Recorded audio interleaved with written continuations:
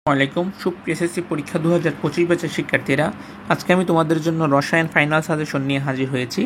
আমি আশা করছি যে তুমি যদি এই সাজেশনটা প্রপারলি ফলো করো তাইলে তুমি A+ এনশিওর করতে পারবা এবং খুবই ভালো একটা মার্কস কিন্তু তুমি অ্যাচিভ করতে পারবা ইনশাআল্লাহ।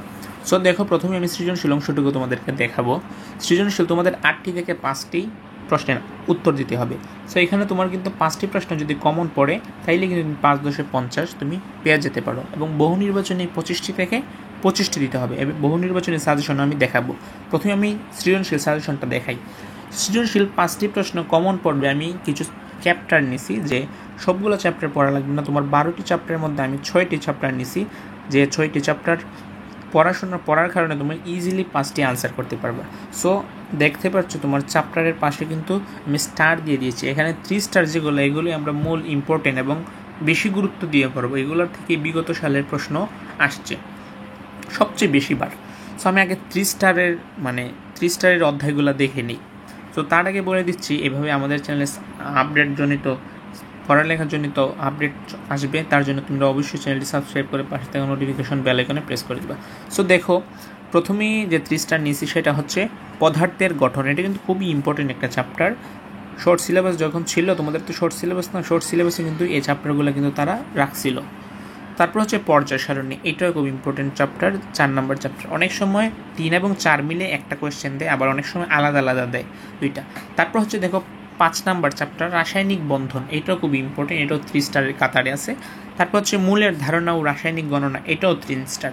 তারপর হচ্ছে রাসায়নিক বিক্রিয়া, এটাও 3 স্টার। এখন দেখো 3, 4, 5, 6, 7 টানা 5টা চ্যাপ্টার কিন্তু এখানে খুবই খুবই গুরুত্বপূর্ণ।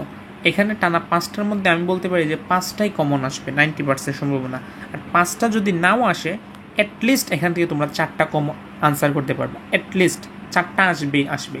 এগুলো কিন্তু আলাদা আলাদা করে কিন্তু সৃজনশীল আসে, মানে প্রত্যেক চ্যাপ্টার ওয়াইজ আলাদা আলাদা করে দেয়, আবার অনেক সময় মিক্স করেও দেয়। সো 4টা তুমি ইজিলি কমন পেয়ে যাবা, তারপরও যারা বেশি নিরাপদ থাকতে চাও, যেহেতু এটা বোর্ড পরীক্ষা, তাদের জন্য কী করণীয় সেটাও আমি বলবো। সো এই 4টা চ্যাপ্টার 3 থেকে একদম 7 পর্যন্ত সিরিয়াল ওয়াইজ।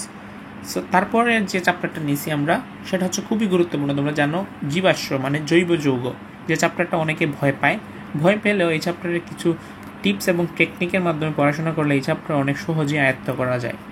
সো এই চ্যাপ্টার থেকে কিন্তু অনেক সময় 2টাও দিয়ে দিতে পারে, বলা যায় না, 2টাও দিয়ে দিতে পারে, আবার একটা তো মাস্ট দিবেই। সো আমি তোমাদেরকে বলবো যে তোমরা জৈব যৌগ চ্যাপ্টারটাকে একদম সুন্দরভাবে, একদম প্রপার ওয়েতে তোমরা শেষ করো, কারণ এখান থেকে 2টা আসতে পারে এবং একটা তো মাস্ট বি আসবেই। তাছাড়া এই চ্যাপ্টার থেকে কিন্তু এমসিকিউ তুলনামূলক বেশি আসে। তো তোমার এখানে কিন্তু মানে অনেক বড় একটা ফ্যাক্ট মার্কস তোলার ক্ষেত্রে এই জীবাশ্ম চ্যাপ্টারটা, মানে জৈব যৌগ চ্যাপ্টারটা।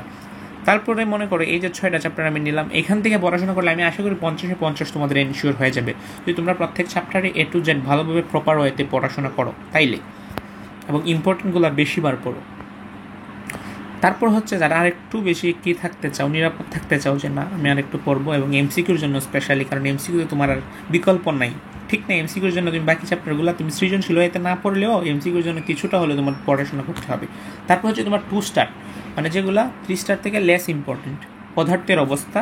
তারপর আমি নিছি হচ্ছে তোমাদের রসায়ন ও শক্তি, এই 2টা চ্যাপ্টার হচ্ছে 2 স্টার। এই 2টা চ্যাপ্টার পড়লে তোমার এমসিকিউর জন্য আমি মনে করি আরও বেশি ক্লিয়ার হয়ে যাবে। এই 2টা চ্যাপ্টার তোমরা চাইলে পড়ে নিতে পারো। তারপর হচ্ছে 1 স্টার, এগুলো থেকে আসতেও পারে সৃজনশীল, নাও আসতে পারে, 50-50 চান্স, মানে বেশিরভাগ ক্ষেত্রে আসে না আসলে। অ্যাসিড ক্ষারক সমতা, আমাদের জীবন রসায়ন, এগুলো তোমরা চাইলে একটু পড়ে নিবে স্পেশালি এমসিকিউর জন্য।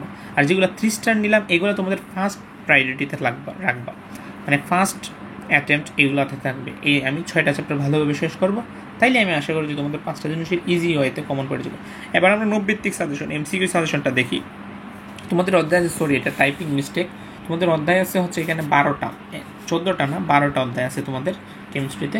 সেই 12টা কোয়েশ্চেনের বিগত সালে 2018 থেকে 24 সালের বোর্ডগুলোর সকল এমসিকিউ তুমি পড়বা, মানে স্কুল না পড়ো, বোর্ডগুলা পড়বা, জাস্ট বোর্ডগুলা পড়লে আমি আশা করি কভার হয়ে যাবে 90 সাজেশনের জন্য।